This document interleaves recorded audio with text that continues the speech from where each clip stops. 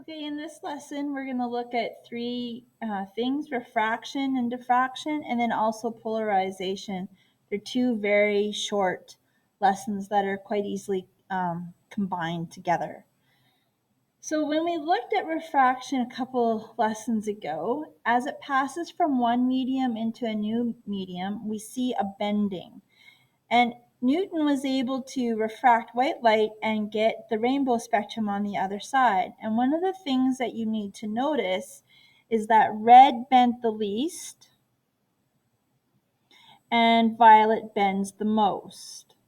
So we need to look at the relationship between your wavelengths going from one medium to the next medium and how they bend. And there's a really quick video to watch in our Google Classroom for that. So refraction is why we see the rainbow, and the more that the air has moisture in it, the more moisture that there is, they act like little prisms. Each raindrop acts like a little prism to disperse the white light. And so dispersion is how we separate EMR into individual wavelengths. So each raindrop acts as a personal prism, but as a collective whole, we see the rainbow. And so white light's made up of a bunch of different wavelengths, and each one has its own angle of refraction. So each color will bend at different angles, and it says that, in other words, it'll be separated. So each wavelength or color has a different index of refraction. So in the last lesson, we introduced N as being the number of bright bands, the number of bright bands from the central band, but index of refraction also is the letter N. So we really need to pay attention to the wording in a question and understanding what those letters represent when we're using them. Shorter wavelengths like violet have the most refraction, and the longer wavelengths like red have the least refraction. And so that's why it always appears in the order that it does. But what's really quite interesting is that a spectrum that's produced by refraction has an opposite effect in a diffraction grating. So refraction, we see Roy G. Biv, the 7 colors always, and so rainbow after rainbow, when we see 2 rainbows on top, we always see the same pattern. But when we're looking at a diffraction grating, what happens is shorter wavelengths diffract the least and longer wavelengths diffract the most. So in refraction, if we were to make a summary, in refraction, red bends the least, bend being the key word, and violet bends the most. In diffraction,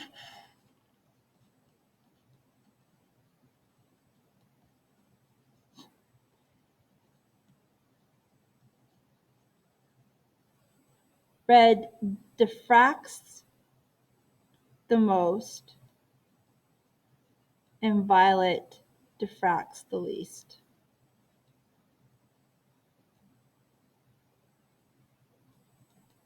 Okay. So what we see is when they come through the slit, remember we were looking initially like this, and when it comes in like this, it bends out.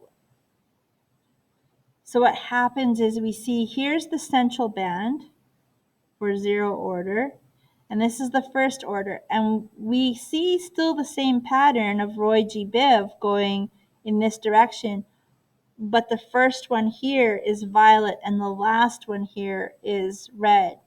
The first one here is violet and the last one here is red.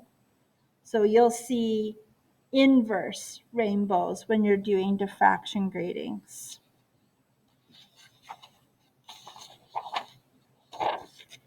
That's it. That's for diffraction versus, the other part I wanted to label on here. But I already said it. This is the split screen. Okay. I already called it that, I just didn't label it. Now let's look at polarization. Any of you with really fancy sunglasses will have what we call polarized lenses. And so again, polarization supports the wave model. So this is the light energy traveling as waves, not as packets of energy.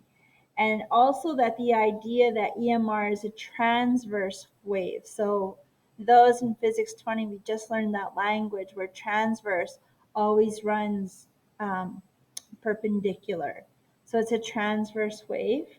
And so the polarized wave will only vibrate in one plane, whether it's a magnetic component or an electric component of EMR. One of those pieces will be eliminated because the polarized wavelength was only vibrating in one plane. So non-polarized light can go in all planes. And I'll just show you a diagram here.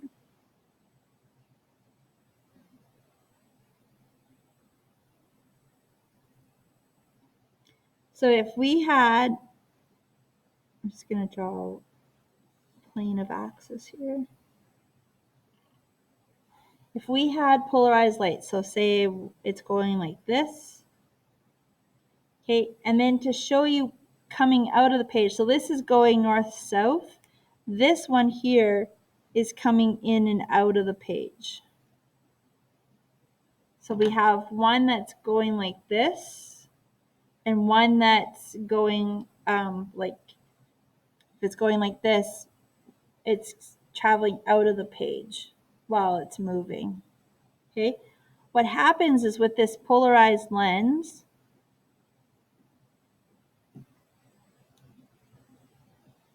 then all we would get out of it, depending how it's oriented, we would get this wave come through. Okay, if we had the same thing where we had regular light coming in and then one traveling opposite, so this is if the slit goes this way, the lenses are aligned this way. If the lens was aligned this way, only these ones would come through. Okay, so this is polarized, and this is non-polarized.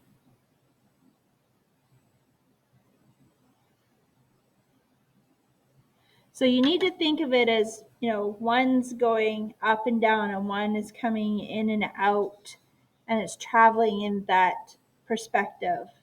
Okay, so how does it work? You can filter out all but one of the planes of vibration using a polarizing filter, and you can actually filter out all your light depending what you're doing.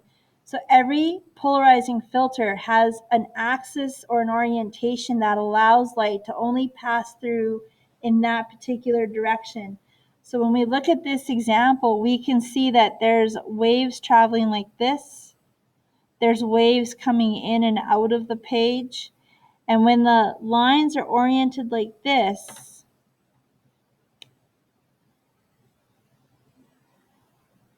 only the waves that are in that motion